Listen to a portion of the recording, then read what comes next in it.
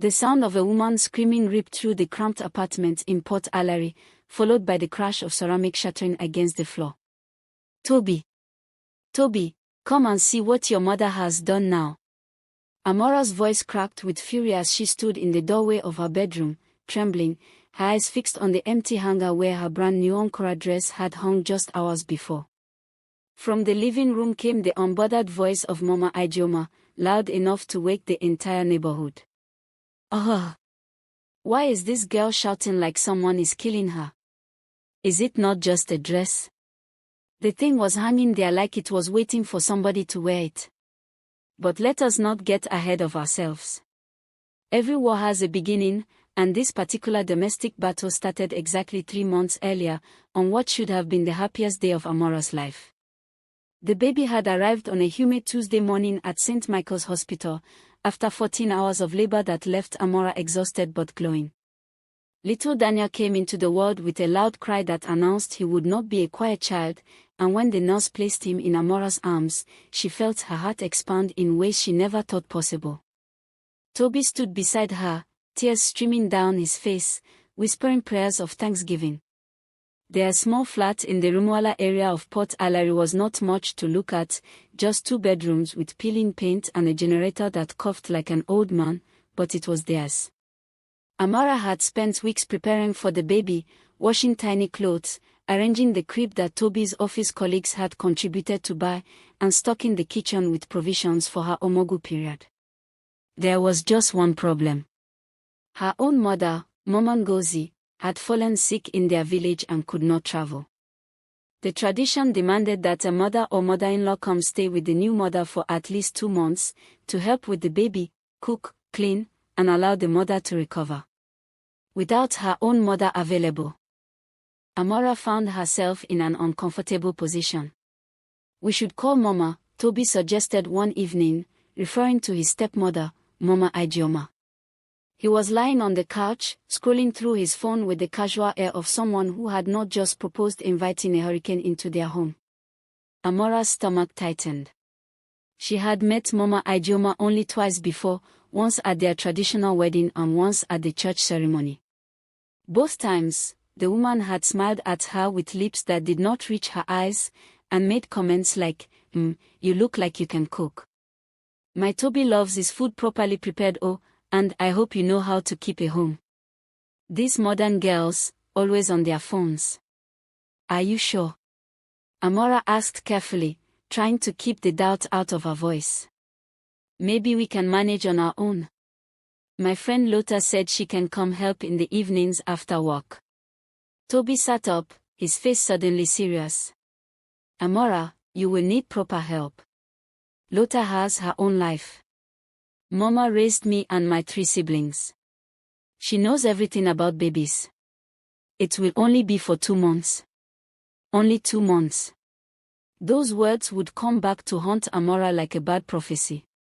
Mama Ijeoma arrived on a Saturday afternoon, emerging from a rickety bus with 4 enormous Ghana-Mosgo bags that looked like they contained everything she owned.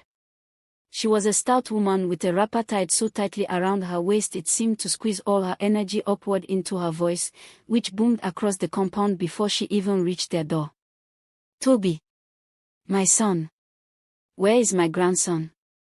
She swept past Amara's greeting like it was invisible wind, dropped her bags in the middle of the living room with a thud that shook the floor, and marched straight to where baby Daniel lay sleeping in his crib. Before Amara could protest, Mama Ijeoma had scooped him up, startling him awake. "Oh! Look at him. He is the exact copy of Toby when Toby was born. See the head shape. See the nose. Everything is my son." She pressed her face close to the baby's, ignoring his confused whimpers. "Even the way he looks at me, it is like I am seeing my Toby again." Amara opened her mouth to mention that the baby also had her own nose and her father's chin, but Toby shot her a warning glance that said, "Let it go." So she let it go, swallowing her first objection like bitter medicine. The first 2 weeks were tolerable. Mama Ijeoma cooked with the efficiency of someone who had fed a village, her hands moving through jollof rice and egusi soup with practiced ease. She bathed the baby with confidence, humming old Igbo songs that actually soothed Daniel when he cried. She woke up for the night feedings, sent Amara back to bed with a firm, "Rest, you need your strength." But beneath the surface, small tremors began. Mama Ijeoma criticized the way Amara held the baby. "No, no, not like that. You will spoil his neck. Like this, see." She rearranged Amara's arms roughly, treating her like a child who had never held anything fragile. When Lota came to visit, Mama Ijeoma stood at the door like a security guard. "Who is this one?" "Amara, you know you cannot be receiving visitors anyhow in Omugwo period. People bring jams.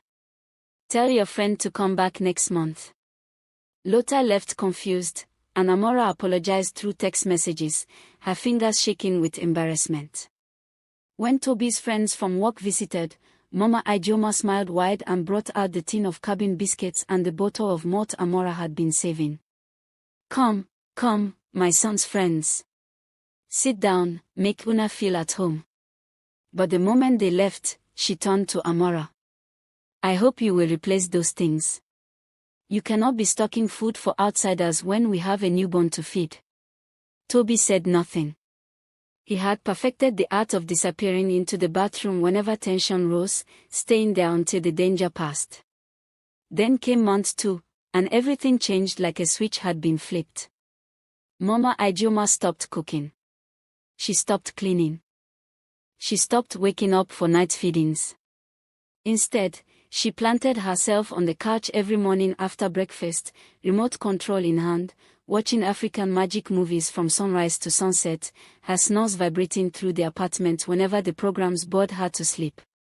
The food Amara bought for the house began vanishing at an alarming rate. A tin of milk would be full on Monday and empty by Wednesday. The entire pot of jollof rice Amara cooked for dinner would be reduced to 3 spoons by morning. The tin of Milo that cost 2,000 naira disappeared in 4 days. "Mama, did you drink all the milk?" Amara asked one morning, staring at the empty tin in disbelief. "Me?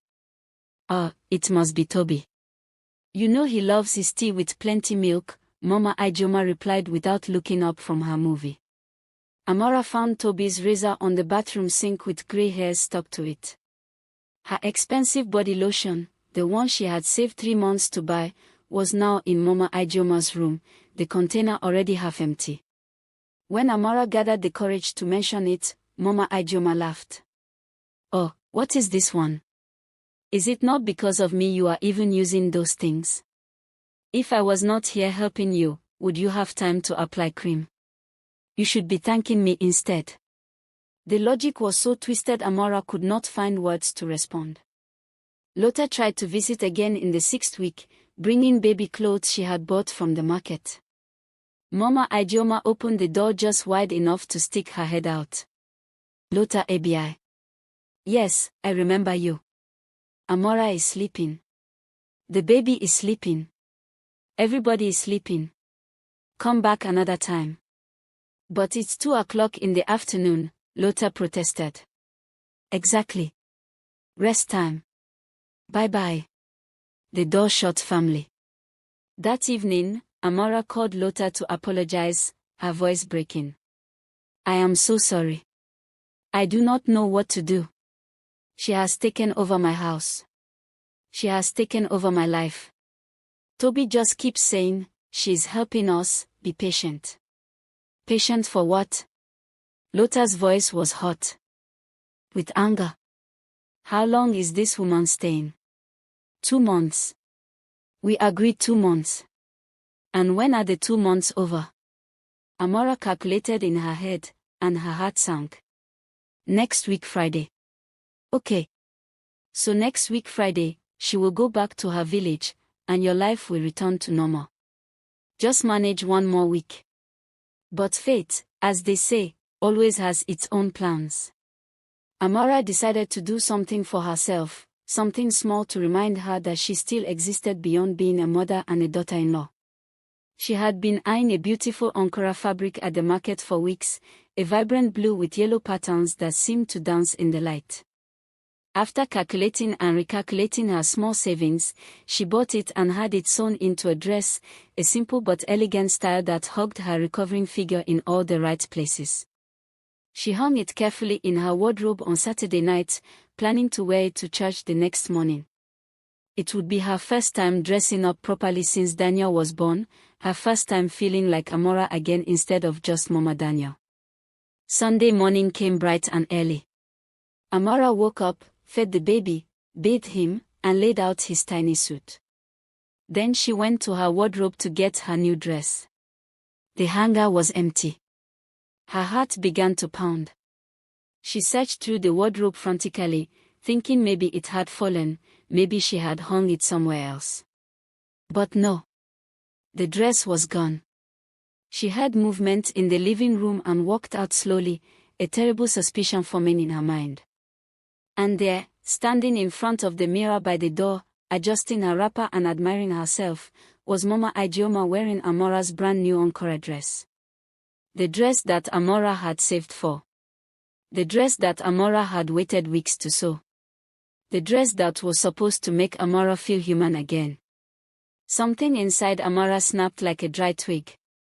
"Mama," her voice came out low and shaking, "that is my dress." Mama Ijeoma turned around slowly. Her eyebrows raised in mock surprise. This dress. Oh, but it was just hanging in the wardrobe like somebody was not using it. I thought maybe it was too small for you now that you have given birth. You know how our bodies change after baby. She smoothed the fabric over her stomach with satisfaction. I bought that dress last week. I was planning to wear it today. Why did you take it without asking me? Asking you. Mama Ijeoma's voice rose to match Amara's, and suddenly they were no longer daughter-in-law and mother-in-law but two women facing off in battle. So now I need permission to wear clothes in my son's house. After everything I have done for you people. After I left my village, my comfort, to come and suffer here helping you with your baby. Tears began streaming down Amara's face, hot and angry and helpless. You have not helped me for weeks. You have been eating my food, using my things, chasing away my friends, and now you steal my dress. Steal. You are calling me a thief. Toby, come and hear what your wife is calling your mother. Toby emerged from the bedroom looking like a man who wished the ground would open and swallow him. Amara, baby, calm down. It is just a dress. We can buy another one. It is not about the dress. Why can you not see that? But Toby had already begun his usual retreat, backing slowly toward the bathroom. Let us not fight on Sunday morning. We are supposed to go to church and thank God for. Where are you going? Amara's voice stopped him mid-step. Every time there is a problem, you run away. You hide. You leave me to face your mother alone. She is not my mother, she is my stepmother, and she is helping us, so please. Helping us. Amara laughed, but it was not a sound of joy. It was the laugh of someone who has reached the end of a very long rope. Toby, open your eyes. Look at this house. Look at what has happened since she came. She is not helping us, she is eating us alive. She turned and walked into the bedroom, slamming the door so hard the walls shook. Baby Daniel woke up crying, and for the first time since he was born, Amara let him cry for a full minute before she went to pick him up, because she needed that minute to wipe her face and remember how to breathe. They did not go to church that morning. The next week arrived with the weight of expectation.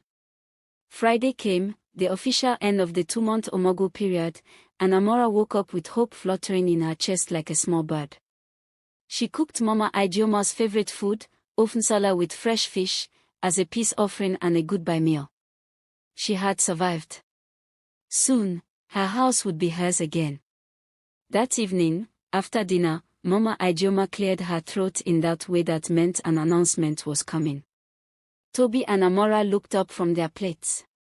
I have been praying about something, Mama Ijeoma began, her voice taking on the solemn tone of someone delivering a message from God himself. And the Lord has spoken to me clearly. He said I should not return to the village yet. The room went very quiet. The baby is still too small. You people are still learning. How can I leave you now, when you still need me? No. I have decided. I will stay until Daniel is at least 1 year old. Maybe until he starts school, so I can make sure you train him properly. Amara's mouth opened, but no sound came out. Her vision began to blur at the edges. Mama, but we agreed 2 months, Toby said weakly, though even he looked like he knew the battle was already lost. Agreed? Who agreed? I came here to help my family, not to watch time like a clock. Is this how you people want to thank me? Throwing me out like a stranger? The room tilted sideways. Amara felt the floor rushing up to meet her face, and then everything went black. She woke up on the couch with Toby fanning her frantically and Mama Ijeoma standing over her with a cup of water, looking more annoyed than concerned. See this woman, oh. Fainting because of what? As if I said something bad. That night, after Mama Ijeoma had retired to her room, Amara turned to Toby in bed. Her voice was quiet but contained a still he had never heard before. Listen to me very carefully, Toby. If that woman is still in this house next week, I will pack my things and take Daniel to my mother's village. And I will not come back until you learn how to be a husband instead of a coward. Toby's eyes widened. Amara, you cannot be serious. Try me. For 3 days, Toby attempted to convince his stepmother to return to the village. He used every tactic he knew, begging, reasoning, appealing to her sense of mercy. Mama Ijeoma deflected each attempt with the skill of a professional dodgeball player. But Mama, the house is too small for so many people. Then tell Amara to stop complaining and we will all fit. Mama, we cannot afford to feed 3 adults and a baby on my salary. Then work harder. When I was raising you, did I complain about money? Mama, Amara is threatening to leave. Let her leave. I will help you take care of Daniel until you find a better wife. Toby returned to Amara each evening, defeated, his shoulders slumped. And each evening, Amara's face grew harder, her bags packed and waiting by the wardrobe. That is when Lotta hatched the plan. We need to scare her out, Lotta explained on a phone call, her voice crackling with mischief. Fear is the only language these kinds of people understand. 2 days later, Lotta arrived at the apartment dressed in an official-looking outfit she had borrowed from her sister who worked at a government office. She carried a clipboard and wore a name tag that said, Public Health Inspector. She knocked on the door with authority. Mama Ijeoma opened it, her face suspicious. Yes. Who are you? Good afternoon, madam. I am from the Port Alari Public Health Division. We have received reports that this apartment is overcrowded and violating the new city housing regulations. Too many people living in a 2-bedroom flat. I need to inspect. Mama Ijeoma stared at her for 3 long seconds. Then she threw her head back and laughed, a sound so loud the neighbors probably heard it. Inspector. You. Young girl, I was inspecting houses before you were born. Who sent you? Was it Amara? Tell her that even if she brings the entire Nigerian government, I am not leaving. You people think I am stupid, ABI. She tore the fake notice Lotta tried to hand her into pieces and threw them in the air like confetti. Next time, send better actors. The door slammed shut, leaving Lotta standing outside, humiliated, surrounded by pieces of paper floating down like snow. Amara had reached the end. She called her mother. Mama, I need you. Please. Mama Ngozi arrived 3 days later, stepping off the bus like a general arriving at a battlefield. She was taller than Mama Ijeoma and thinner, with eyes that missed nothing and a voice that could cut through steel when necessary. She walked into the apartment, greeted everyone politely, assessed the situation in under 10 minutes, and went straight for the enemy. Mama Ijeoma, thank you for taking care of my daughter and grandson. Your Omugwo has been noted. Now it is time for you to return home. Mama Ijeoma looked up from the couch where she had been watching television, surprised to find someone addressing her with such directness. And who are you to tell me what to do? I am Amara's mother. The mother of this house. And I am telling you, respectfully, that your services are no longer needed. Services? I am not a housemaid. I am family. I can stay in my son's house as long as I want. This is not your son's house. It is your son and his wife's house. You are a guest. And every guest knows when their visit has ended. The temperature in the room dropped 10 degrees. Even baby Daniel stopped giggling and watched the two women with wide eyes. For 3 days, the apartment became a war zone. Mama Ngozi and Mama Ijeoma fought over everything. Who would cook? Who would bathe the baby? Who would sit where? Which television channel to watch? The color of Daniel's clothes. He should wear blue today, Mama Ijeoma insisted. White is better for hot weather, Mama Ngozi countered. Since when does white cool down a child? Since before you were born, apparently, because you seem to know nothing. Toby and Amara watched from the sidelines like spectators at a boxing match, afraid to intervene, afraid to even breathe too loudly. On the third day, Mama Ngozi delivered her final blow. She waited until Mama Ijeoma was alone in the kitchen, then walked in and closed the door behind her. Her voice was low but clear. Tomorrow morning, you will pack your bags and leave this house. If you do not, I will call my 4 brothers from Umu's village. They are not gentlemen. They will come here, carry you and your bags, take you to the motor park, buy your ticket, and put you on the bus themselves. You can leave with dignity, or you can leave with embarrassment. Choose wisely. The house was silent that evening. Mama Ijeoma did not come out for dinner. At midnight, Amara heard sounds from the guest room, the rustling of bags being packed, the zip of luggage being closed. At dawn, Mama Ijeoma emerged fully dressed, her 4 Moscow bags lined up by the door. She looked at no one, said nothing, and walked out while the city was still asleep. The compound gate creaked shut behind her, and she was gone. Amara stood at the window watching her disappear down the street, and for the first time in 3 months, she could breathe. The house felt different immediately, lighter somehow, as if a heavy cloud had lifted. Toby walked around touching things like he was rediscovering his own home. Baby Daniel seemed happier, smiling more, crying less. Mama Ngozi stayed for 2 peaceful weeks, cooked quietly, helped gently, and asked for nothing.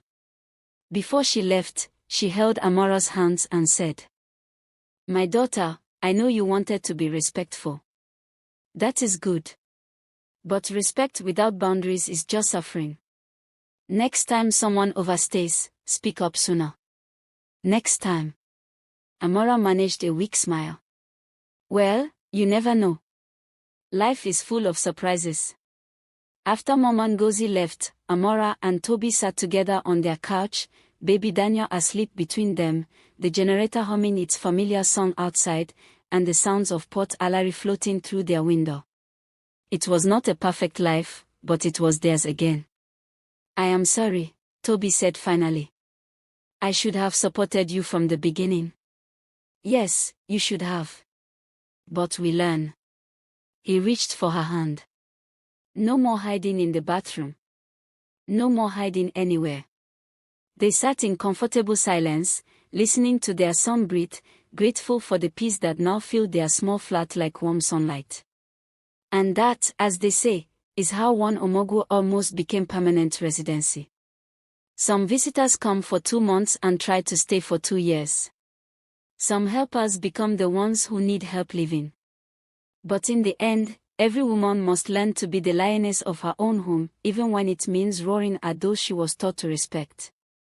Now, if you enjoyed this story and it made you laugh, or perhaps reminded you of your own Omugwo stories, do me a favor and hit that subscribe button right now. Tell me in the comment section, how long do you think Omugwo should last? 2 weeks? 2 months? 2 years? And if you have survived your own version of Mama Ijeoma, drop your story below. Share this video with that friend who is about to give birth, or that friend currently trapped in Omugwo, so they know they are not alone. Like this video if you believe every home needs boundaries. And remember, the next story is cooking already. Until then, stay blessed, stay strong, and guard your house like you guard your phone. Because once certain people move in, even the landlord cannot remove them.